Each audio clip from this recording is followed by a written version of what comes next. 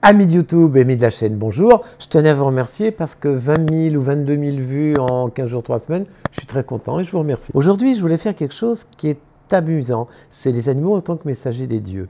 C'est-à-dire que je vais vous proposer les animaux de la manière dont les humains les voient, cerveau gauche, logique, déductif, je me suis un peu accroché avec ça, et puis après, sur un plan affectif, cerveau droit, ce que j'appelle l'affect, la sensibilité et l'émotion. Et vous allez voir que c'est très marrant parce qu'il y en a un qui va être sur une valeur intellectuelle et l'autre sur une valeur émotionnelle.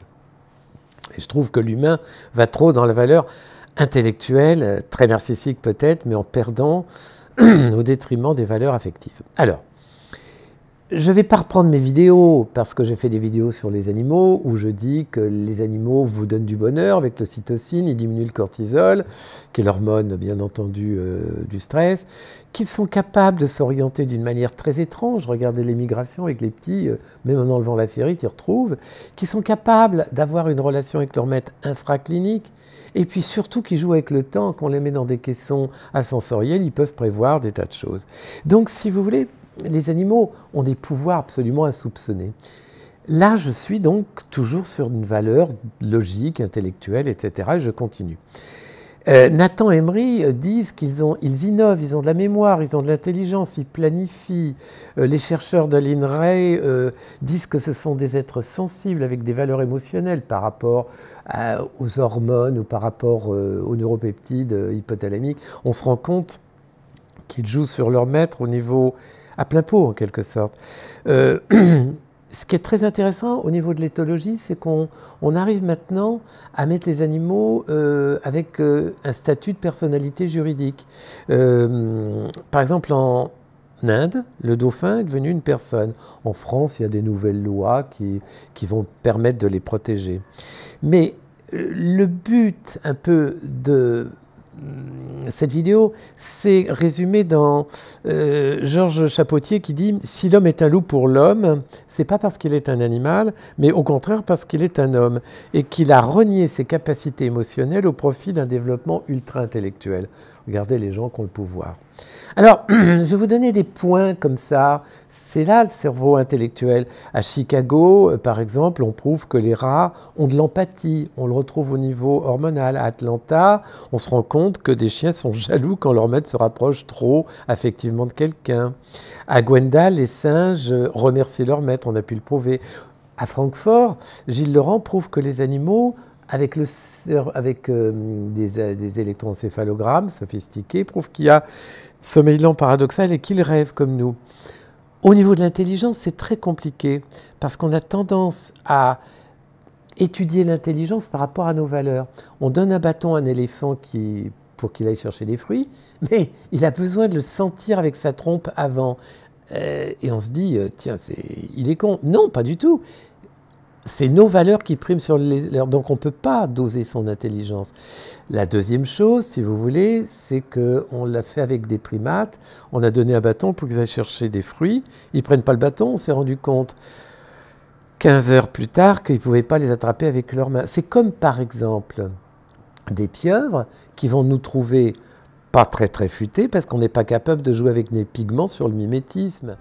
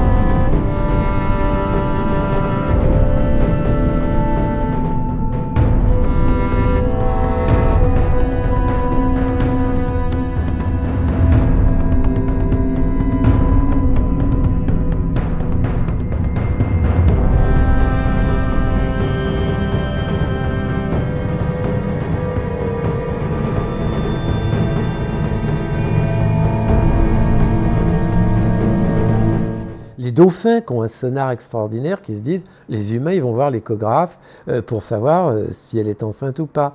Donc vous voyez que l'intelligence c'est pas évident. On se rend compte qu'il y a une mémorisation des singes nettement supérieure à celle des hommes sur des séquences arithmétiques et les meilleurs élèves.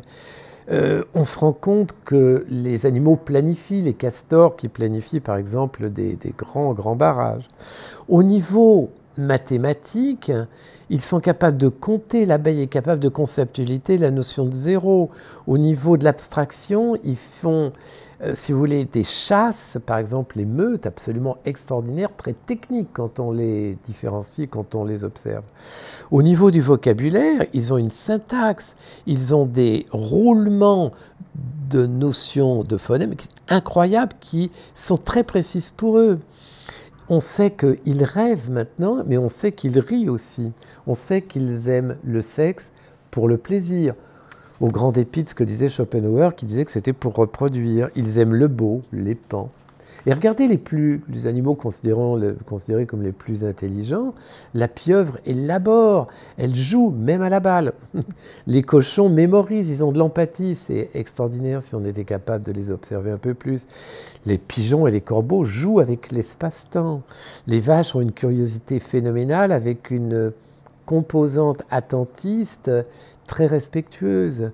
L'éléphant mémorise et va vers le sacré avec le cimetière des éléphants. Les dauphins, j'en parle pas. Regardez les dauphins, c'est des cétacés, ils sont obligés en quelque sorte pour pas couler quand ils dorment, de jouer avec leur cerveau gauche et leur cerveau droit. Ils sont toujours en activité. Et les chiens, les chats, j'en passe. Donc si vous voulez, voilà, je vous ai brosser un tableau de type humain, cerveau gauche. Ça fait sérieux, c'est intellectuel, c'est prouvé, il y a des références. Voilà, ça prouve à quel point les animaux sont fantastiques. Maintenant, on va passer du côté cerveau droit. J'y associerai des images, j'y associerai de l'image et une musique en quelque sorte. Et le cerveau droit va vous toucher, c'est au niveau affectif. Je vais prendre quelques thématiques. Ce qui est important, ce n'est pas le nombre là, c'est d'être touché. Alors, on va voir le chien qui exprime la fidélité.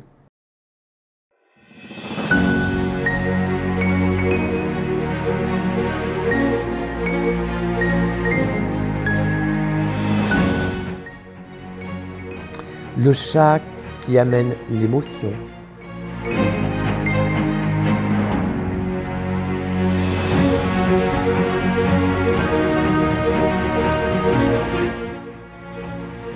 Le gorille qui amène une authenticité, triste authenticité, par exemple dans sa cage.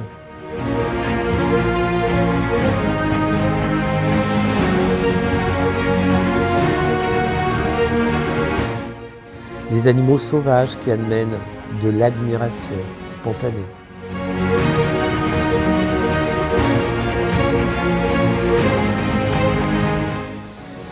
Des chiens qui vont allaiter des chats, c'est une empathie et un hymne au non-racisme.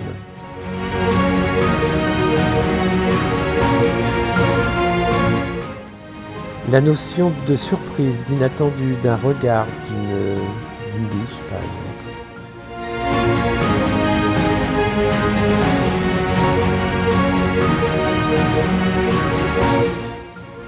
Les aptitudes du jeu dans le collectif, sans se faire mal, les dauphins.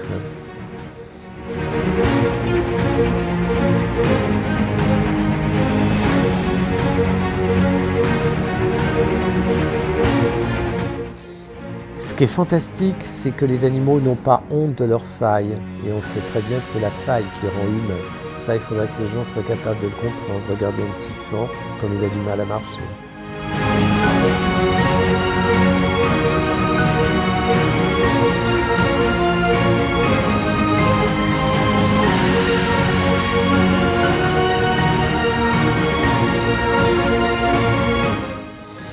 Ensuite, il nous ramène à la liberté, celle qu'on observe, qu'on n'est plus capable de prendre, les migrations.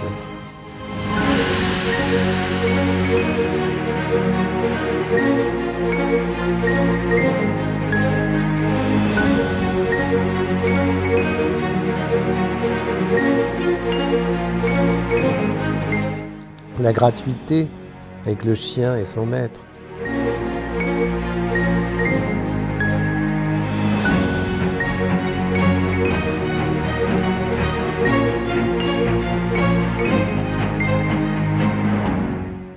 La gentillesse d'un chien avec ses petits ou avec des petits d'une autre espèce.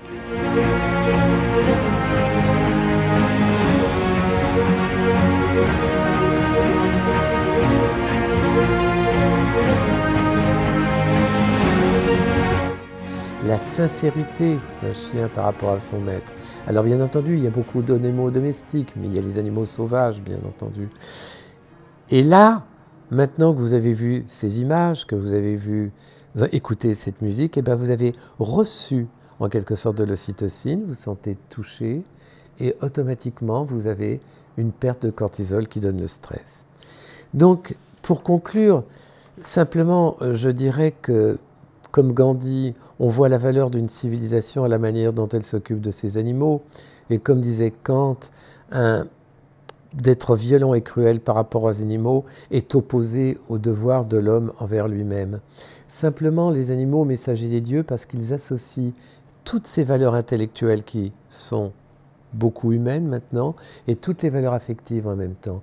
Et pourquoi ils nous fascinent tant? C'est qu'ils nous renvoient notre animalité, cette profondeur qui nous permet en quelque sorte d'aimer les animaux d'une manière naturelle, simple, fluide.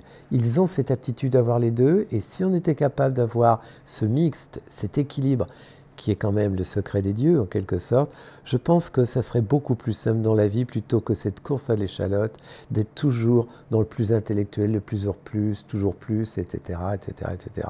Donc si on les copiait, peut-être que la vie irait peut-être un petit peu mieux. Voilà, je vous remercie de m'avoir écouté et puis je vous souhaite une bonne journée en comprenant que derrière cette simplicité, c'est une grosse complexité d'associer les valeurs intellectuelles et les valeurs affectives. Au revoir.